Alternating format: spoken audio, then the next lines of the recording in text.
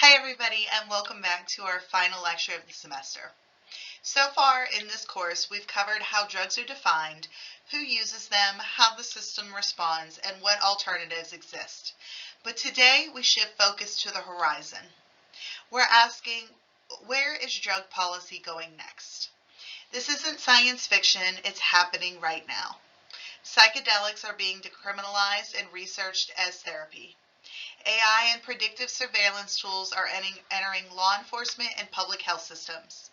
And public opinion is changing fast, forcing policymakers to either adapt or to double down. Let's walk through three major frontiers. Once considered countercultural or dangerous in nature, psychedelics are making a dramatic return, not just recreationally, but in medical and therapeutic spaces as well. So what are we talking about when it comes to psychedelics? Mainly psilocybin or magic mushrooms, MDMA or ecstasy, ketamine, LSD, and DMT. These drugs remain Schedule 1 under federal law, but recent clinical trials show promise in treating depression, especially treatment-resistant cases of it, PTSD, particularly in veterans and survivors of trauma, for end-of-life anxiety in terminally ill patients, and even in the treatment of substance use disorders. In terms of legal status and reform movements, we saw that Oregon decriminalized psilocybin and began licensing facilitators in 2023. Colorado quickly followed suit. Texas House Bill 1802 in 2021 mandated a study in psilocybin for veterans with PTSD, one of the most unexpected bipartisan policy shifts in recent memory for the state. So what's happening is a cultural rebrand. Psychedelics aren't being framed as just recreational anymore. They're being framed as medicine. But access still depends on geography, insurance coverage, and who gets to be the gatekeeper. And it raises deep questions about how we regulate drugs that were once seen as dangerous, but are now being considered potentially profitable. But the psychedelic comeback is not just medicinal, it's cultural and economic in nature too. What we're witnessing isn't just decriminalization. It's a transformation of psychedelics from criminalized drugs into marketable mental health products. Psychedelics are also becoming a very big business. As psilocybin and MDMA move towards FDA approval for medicinal use, pharmaceutical startups are racing to patent synthetic versions. Mental health clinics are offering high-end psychedelic therapy packages, starting around $5,000 a course. Celebrities and investors are already backing psychedelic research companies and wellness retreats. So in other words, what was once dangerous is now being packaged as medicine for profit, but often without accountability for past harms or for enforcement. So that leaves us with access, equity, and the new gatekeepers. Because here is the concern. People that were the most harmed by the war on drugs, especially those in Black, Indigenous, and low-income communities, are rarely included in psychedelic policymaking. Many state licensing programs require higher education levels and large startup capital, effectively excluding community-based healers or peer support models. In places like Oregon and Colorado, activists are pushing for equity-focused licensing, expungement for past convictions, and access models that aren't just for the elite customers. Without that push, psychedelics risk becoming a tool for corporate health optimization, not community healing. Its Schedule 1 status also lends itself to a legal tangle.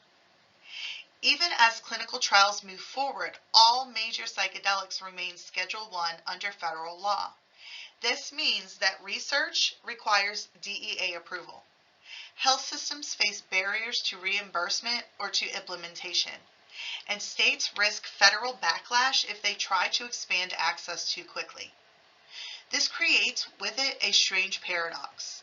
Psychedelics are legal in boutique clinics, but are still considered felonies on the street.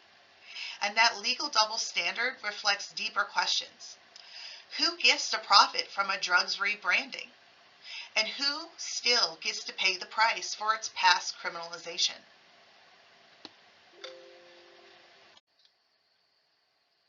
While psychedelics and harm reduction mark a shift towards reform, emerging technologies are also reinforcing older systems, just with new tools.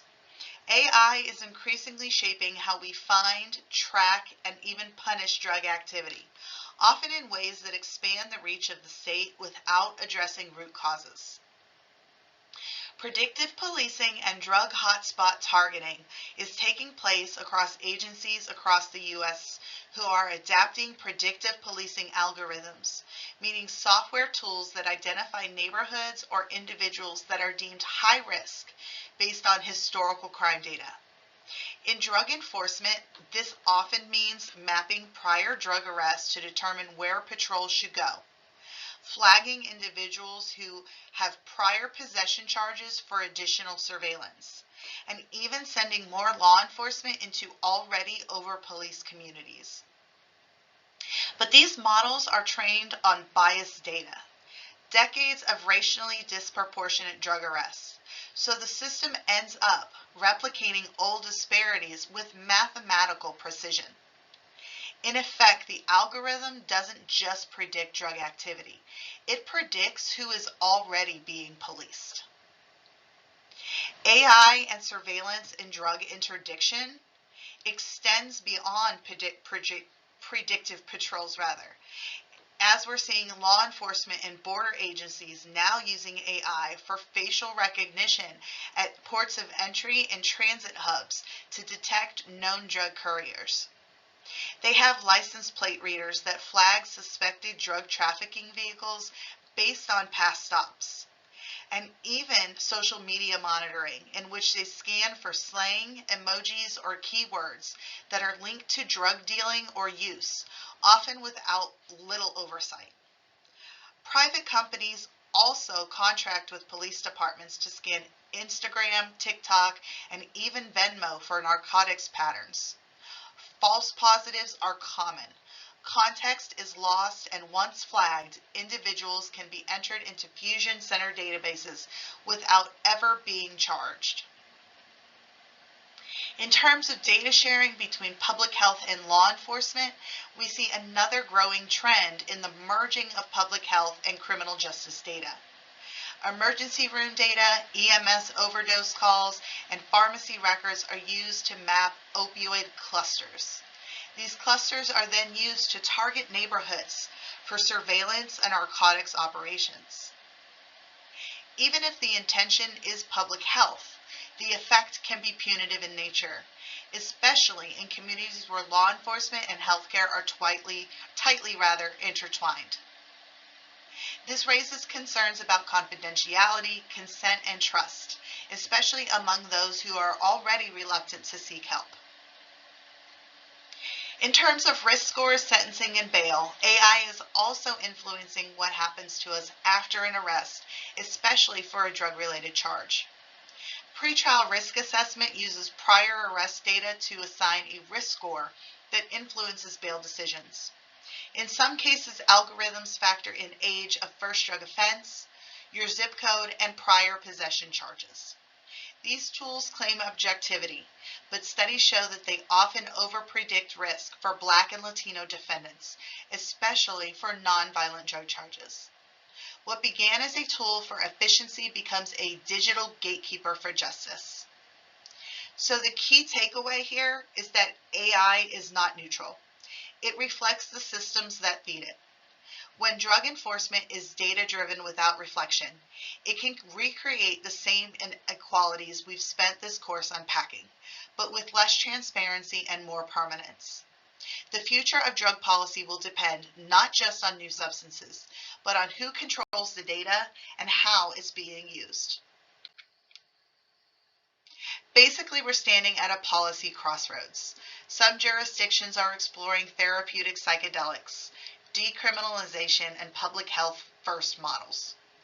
Others instead are doubling down on surveillance, incarceration, and algorithmic enforcement. Meanwhile, people impacted by substance use live in the in-between, navigating systems that often lack consistency, funding, or compassion. The key questions moving forward are who will shape the next phase of drug policy? Will the main focus remain on criminality, or will it shift to health, dignity, and care? Or will AI and innovation be used to help or control? We will see. So let's bring it all back together. In this final lecture, we explored the frontiers of drug policy. Psychedelics are being reimagined as medicine, but the legal system has not caught up.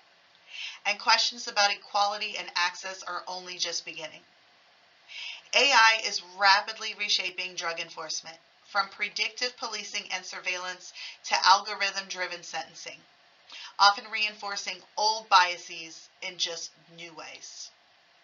We're entering an era where science, profit, public health, and punishment are all competing to define the future. Let's talk more about what you've learned in this course overall. The drug policy is layered.